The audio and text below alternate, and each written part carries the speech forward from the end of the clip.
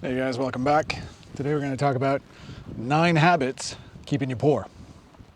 By far the number one is not paying yourself first or paying yourself last or not paying yourself at all, which goes counter to Wealthy Barber, Richest Man in Babylon, probably Millionaire Next Door. They all say take a percentage of your money, pay yourself first, so put it away, save it somewhere, invest it somewhere, and then pay all your bills, and then what's left is what you're gonna spend on discretionary spendings.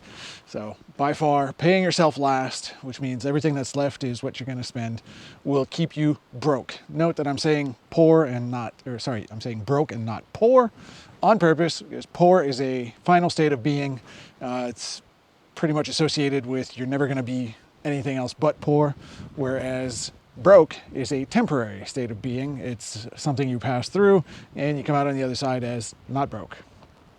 The second thing is impulse buying. I've suffered from this. I don't do it so much anymore, maybe because I'm older now, but definitely if you've ever had buyer's remorse, you probably did an impulse buy.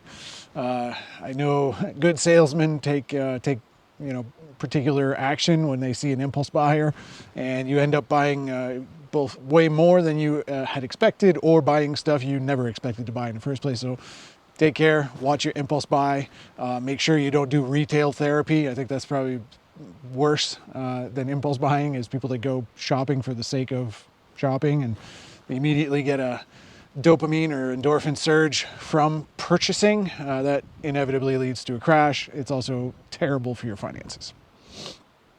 Debt. I know I say this probably every 3 or 4 videos, but yeah, if you're comfortable carrying bad debt, if you're comfortable carrying credit card balances month over month and paying interest, that's going to keep you broke for a lot longer than you probably want to. Next, also a topic I breach often, is not having an emergency fund. So if you don't have an emergency fund that you can tap into when something goes not exactly as planned, a leaky roof, a car that won't run so you can't get to work, window that broke because of kids or whatever, if you need to go into credit and then in turn potentially carry that credit month over month, if it's the case of a credit card, you'll end up paying more than what the repair cost was. It's just all kinds of bad things. And having an emergency fund of $10,000 to $20,000 nowadays, trust me, once you get there, it does great things for your mental well-being. The peace of mind you achieve is worth way more than the thousands that you've banked up. Next is expensive hobbies. I've limited myself to one, kind of two, but the second one I don't really practice anymore. So one expensive hobby, in my case, it is quite expensive.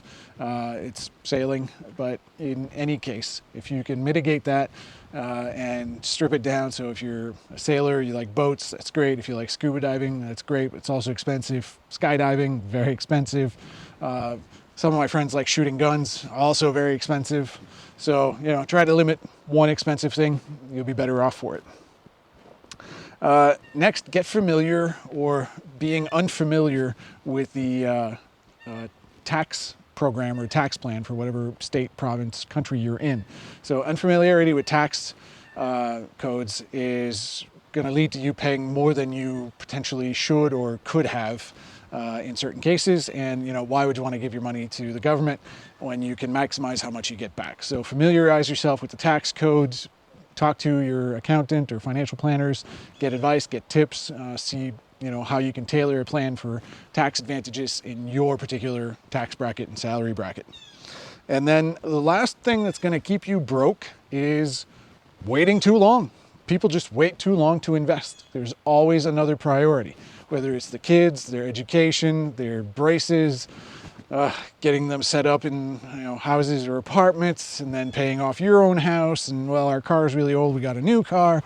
Before you know it, you're 55 and you have no savings because you lived paycheck to paycheck most of the time. You spent your money, not necessarily frivolously, but on the now and then, and you didn't think of the future. So not thinking of that, not planning ahead, and waiting too long to save and invest will actually keep you broke for much, much longer. It'll keep you in the workforce and out of retirement for a lot longer than you'd want to as well.